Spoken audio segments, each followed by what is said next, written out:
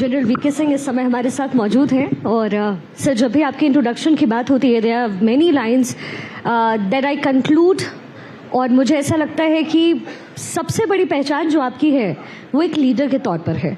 आपने सेना की वर्दी पहनी तो आपने लीड किया, पॉलिटिक्स में आप आए तो आपने लीड किया, और सूडान में फंसे हुए हमारे सैनिक हों या फिर उत्तरकाशी के टनल में फंसे हुए मजदूर, हमने देखा आप वहाँ भी फ्रंट पर लड़ते रहे एक लीडर के तौर पर। तो मुझे लगता है कि आपके लिए सिर्फ ये दो शब्द ही काफ़ी है, that you are born to be a leader. और जनरल वीके सिंह यहाँ पर मौजूद है, मुझे लगता है तालियों के साथ उनका स्वागत कीजिए, क्योंकि सर को आदत है हार्ड हिटिंग क्वेश्चंस की भी और हार्ड हिटिंग सिचुएशंस की भी। सर बहुत बहुत स्वागत है आपका भारत 24 के इस बेहद खास कार्यक्रम में।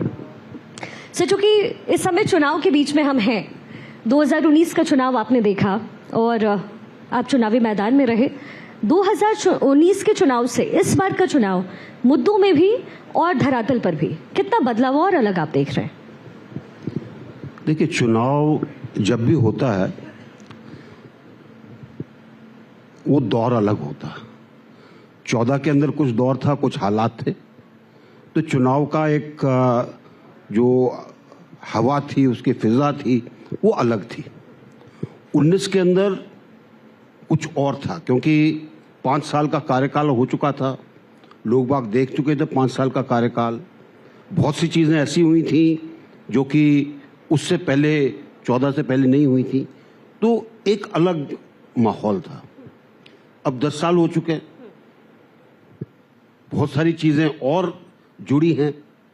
एक विकसित भारत की परिकल्पना लेकर एक खाका खींचा गया है जिसके ऊपर सब लोग चल रहे हैं, तो लोगों के सामने एक अलग तरह की चीज पेश हुई है।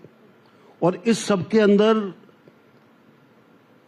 विपक्ष जो 14 के अंदर था, शायद उनका कॉन्फिडेंस लेवल कुछ था, 19 के अंदर कुछ और था। अब एक अलग तरीके से विपक्ष अपनी कोशिश कर रहा है।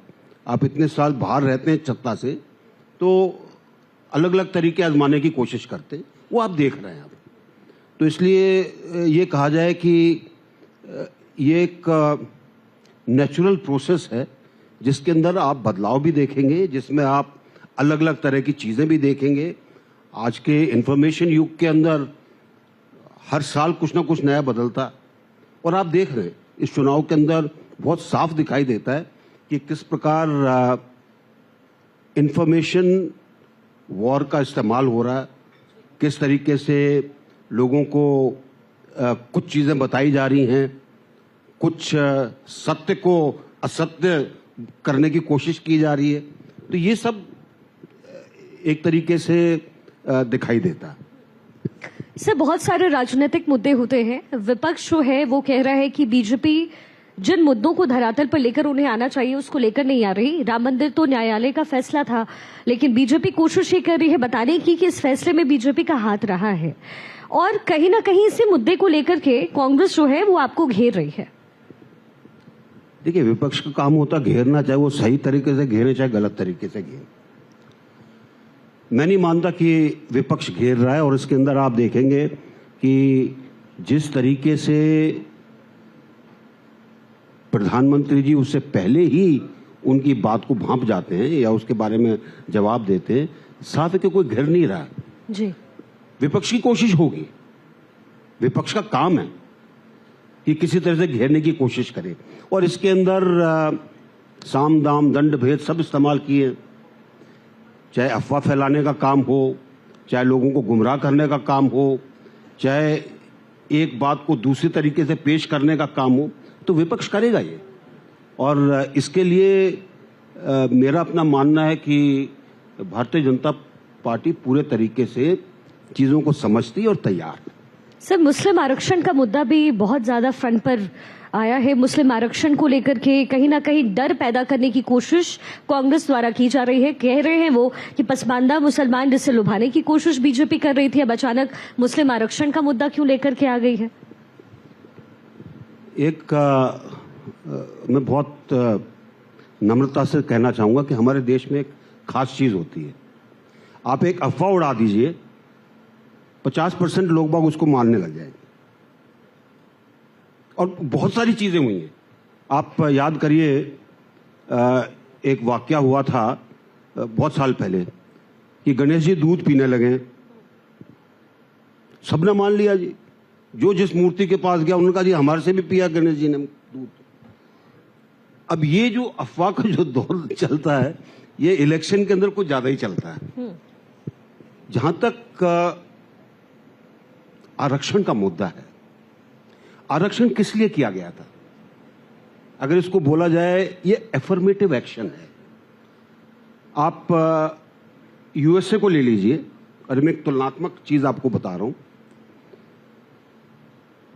अफ्रीकन अमेरिकन्स के लिए एफर्मेटिव एक्शन किया गया, उन्होंने उसको आरक्षण नहीं बोला, लेकिन चीज उसी तरीके से थी। कैसे उनको समान अवसर मिले, कैसे उनको पढ़ाई के अंदर समान अवसर मिले, किस तरह से उनको रखा जाए, कैसे उनको सुविधाएं दें ताकि वो आ सकते हैं ऊपर। बाराक ओबामा वहां पढ़कर राष्ट्रपति बने एफर्मेटिव एक्शन से। ये एफर्मेटिव एक्शन हमारे यहां भी है। हमने इसको एफर्मेटिव एक्शन को आरक्षण का नाम दिया ताकि हम उस तबके को जो बिल्कुल दबा रहा, जिसको अवसर नहीं मिले, उसको अवसर दे सके। अब आप उसके ऊपर लोगों को डराने लगे, ये आरक्षण खत्म हो जाएगा। तो आप कहना क्या चाहते हैं? एक बहुत घृणित चीज कह रहे हैं आप कहना यह चाहते हैं कि आरक्षण मलाई है, ये तुम्हारी मलाई बंद हो जाएगी, जबकि वो मलाई नहीं है, वो समान अवसर है। वो आपके संविधान के अंदर रखा गया है, आपकी पूरी परिकल्पना के अंदर रखा गया है ताकि पूरे समाज को इकट्ठा उठाया जा सके। तो मैं तो ये कहूंगा कि विपक्ष जो है वो लोगों को डराने की कोशिश कर रहा है, अफवाह फैला रहा है। कुछ लोग शायद, जैसे कि बहुत लोगों ने भीड़ लगाई गणपति जी का, आज तो वैसे भी गणपति जी का दिन है, दूध पिलाने के लिए, वैसे बहुत लोग मानने लगेंगे इस चीज को। लेकिन ना सरकार की कोई मंशा है, ना ही ये कहीं परिकल्पना के अंदर है कि ऐसा हो सकता है। अरविंद केजरीवाल कह रहे हैं सर कि अगर दिल्ली की जनता ने उन्हें वोट नहीं दिया तो उन्हें वापस जेल में भेज दिया जाएगा, और वो कह रहे हैं कि बीजेपी को वोट मत कीजिए क्योंकि ईडी और सीबीआई का गलत इस्तेमाल बीजेपी की तरफ से किया जा रहा है। देखिए, अरविंद केजरीवाल जी के बारे में इतना अगर आप ज्यादा जानने की कोशिश करेंगे तो आपको एक चीज साफ निकल कर आएगी, झूठ बोलने में उनकी माहिरियत है, खास माहिरियत। आपके सामने बोल देंगे जी आप जो बोल रहे हैं वो तो बिल्कुल गलत है। आप, और ये आज से नहीं है, बहुत दिनों से, पहले उन्होंने अपना फायदा उठाया, किसी के कंधे पर चढ़कर आए, उस दौरान उस आदमी के लिए या उस अभियान के लिए जो पैसा आता था उसको आपने अपने कार्यकर्ता तैयार करने के लिए लगाया। अगर ईडी उसको देखती तो शायद उनको तभी जेल बंद कर देती। ईडी क्या कह रही है? शराब घोटाले की बात कर रही है।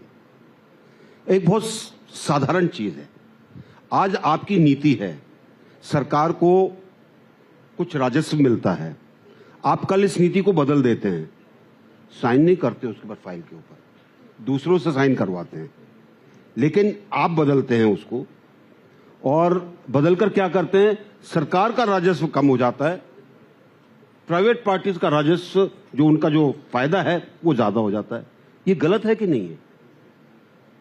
मेरे ख्याल से एक पहली कक्षा का विद्यार्थी भी आपको बता देगा गलत है, ये पूरा गणित ही गलत है। तो उस गणित के अंदर अगर उनको जेल जाना पड़ा है तो गलती तो उनकी है ना भाई, और जब तक ये गणित ठीक नहीं होगा तो जेल जाना पड़ेगा। हालांकि सर वो इस पे ये भी कह रहे हैं कि चार्जशीट कहाँ है, ये तमाम बातें भी जो है वो लोगों के सामने रख रहे हैं। लेकिन सर आम आदमी पार्टी या फिर कह लीजिए कि इंडी गठबंधन में खुशी इस बात की है कि इंटरिम बेल पर अरविंद केजरीवाल बाहर आ गए तो दिल्ली के चुनाव में कुछ भला शायद हो सकता है, बीजेपी को नुकसान हो सकता है, ऐसा लगता है आपको? देखिए, ये तो वोट तो जनता ने करनी। अगर जनता इस चीज के लिए बहकावे में आ जाती है कि हर चीज़ उनको फ्री मिल रही है, चाहे मिले चाहे ना मिले। आप दिल्ली के अंदर दुनिया भर के ठेके खुल गए, चाहे स्कूल कॉलेज के सामने हो, चाहे किसी धार्मिक स्थान के नज़दीक हो। बड़े बड़े क्लेम किए गए दिल्ली के बारे में। और मैं तो कहूँगा दिल्ली की जनता अपने दिल पर हाथ रख के पूछे कि जितना डेवलपमेंट शीला दीक्षित के समय हुआ था, उसके बाद आम आदमी पार्टी आने के बाद क्या हुआ कि नहीं हुआ। बहुत सिंपल सवाल है, और आंसर इसका अगर ना है तो जनता को सावधान रहने की जरूरत है। सर, अब आपकी कार्यशैली के बारे में जो है मैं आखिरी 2 सवाल आपसे करना चाहती हूँ। पहले ये कि आपने 2 डिपार्टमेंट्स में इससे पहले काम किया, आपने बहुत करीब से सरकार के काम को देखा। आपके रहते रहते क्या कुछ बदलाव रहा? और मुझे लगता है कि इंसान को खुद सबसे पहले पता होता है what the changes that I have done, what the changes that should be done. तो आपको क्या लगता है पिछले 10 साल के कार्यकाल में कैसा रहा ये समय?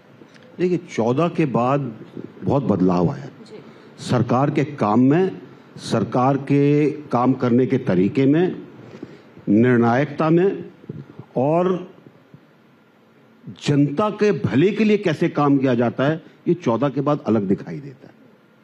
अब मैं आपको एक छोटा सा उदाहरण देता हूं। ये 2012 की बात है। सेनाध्यक्ष के घर पर एक एट होम था। मनमोहन सिंह जी उस समय प्रधानमंत्री जी आए थे, और कुछ महीने के बाद उनको म्यांमार यात्रा के लिए जाना था। उससे पहले मैं यात्रा कर आया था म्यांमार की। तो उन्होंने मुझसे पूछा, भाई आप म्यांमार होकर आए, आपका क्या वहाँ के बारे में है। हमारी बातचीत हुई। फिर मैंने उनको कहा कि देखिए, ऐसा है कि म्यांमार के अंदर भारत को नेटो बोलते हैं। तो बोले नेटो का क्या मतलब है? मैंने कहा जी, उनकी एक्सप्लेनेशन के अंदर नेटो का मतलब है नो एक्शन टॉक ओनली। तो बोले इसका क्या मतलब हुआ? मैंने कहा जी, एक एग्जाम्पल उन्होंने मुझे दिया, मैं आपको दे देता हूं। मैंने कहा आज से 5 साल पहले आपने उनको एक वायदा किया था कि हम आपको 4 जेसीबी, 2 रोड रोलर, कुछ सड़क बनाने का सामान देंगे। सामान ज्यादा नहीं था, ज्यादा महंगा भी नहीं था। मैंने कहा ये 6ठा साल चल रहा, उनको सामान नहीं मिला। इसलिए वो कहते हैं जी नो एक्शन टॉक ओनली। तो बोले नहीं यार, आपको आप अब तो फौज वाले, आपको नहीं समझ में आएगा, प्रशासनिक तरीके होते हैं, पॉलिसी के डिसीजन होते हैं। तो मैंने कहा मनमोहन सिंह जी, ये 4 चीजें देने के अंदर अगर आप फौज को देते 1 हफ्ते के अंदर हम दे आते। अब इस चीज को आप 14 के बाद की सरकार के काम को देखिए। अगर सरकार कहती है कि ये होना है तो बन के तैयार हो जाता है, उसके अंदर कोई लाग लपेट नहीं है। अगर प्रधानमंत्री जी कहते हैं कि भारत का हर नागरिक अगर भारत के बाहर कहीं फंसेगा, हम उसको बचाकर ले आएंगे, हम उसको बचाकर ले आते हैं जी। ये भरोसा जो है, ये 14 से पहले नहीं था जी। और जिस तरीके से सरकार अब काम करती है, जिसको होल ऑफ गवर्नमेंट अप्रोच करना चाहिए, कहना चाहिए जी, वो अब देखने को मिलता है। 14 से पहले मैं एक और आपको उदाहरण देता हूं, क्योंकि इंफ्रास्ट्रक्चर की बात है। 2011 के अंदर हमने तकरीबन 72 प्रोजेक्ट बनाए थे सीमा के ऊपर संपर्क के लिए जी। 11 में बात चली, उसके लिए सैंक्शन हुआ, काम नहीं हुआ, पैसा नहीं मिला। 12 चला गया, मैं रिटायर भी हो गया, 13 में भी नहीं हुआ, 14 में नई सरकार आई, तब तक नहीं हुआ था। वो सारा काम 15 में शुरू हुआ, 17 तक कंप्लीट हो गया। अभी आप इसको क्या कहेंगे? जी बिल्कुल, और ये प्रत्यक्ष रूप से दिखा भी है कहीं ना कहीं। और एक आखिरी सवाल सर आपसे, गाजियाबाद से आप चुनाव लड़ते रहे, और जैसा कि मैंने इस कॉन्वर्सेशन की शुरुआत में कहा, you are born to be a leader. You as a leader आप आगे आए और आपने कहा कि इस बार चुनाव में नहीं, आप किसी और को मौका दीजिए। इसके पीछे कोई खास वजह? नहीं, कोई खास वजह नहीं है। मेरे को लगा कि दूसरों को मौका दीजिए, जितना काम करना था उतना काम कर दिया, शायद और भी करना था, जी लेकिन पार्टी को भी लगा कि दूसरे को मौका मिलना चाहिए, दूसरे को मौका दीजिए, कोई दिक्कत नहीं है। हमें तो कोई कुर्सी तो बांध के लाई नहीं कि कुर्सी के ऊपर ही टिके रहना। तो एक परिकल्पना थी गाजियाबाद के लिए जब गाजियाबाद की सीट दी गई थी, और एक ही लक्ष्य था कि गाजियाबाद एक अलग तरीके से डेवलप होना चाहिए। आज अलग तरीके से डेवलप हो रहा है और मुझे आशा है कि आगे भी डेवलप होता रहेगा। बहुत खुशी हुई सर आपसे बात करके, बिकॉज बहुत कम ऐसे लीडर्स होते हैं जो फ्रंट आकर के सारी बातें जो दिल की होती है, और इसलिए मैंने आपसे कहा that you are born to be a leader and you are a leader. बहुत बहुत शुक्रिया सर, अपने बिजनेस शेड्यूल से हमारे साथ वक्त निकाले। बहुत बहुत शुक्रिया सर, थैंक यू।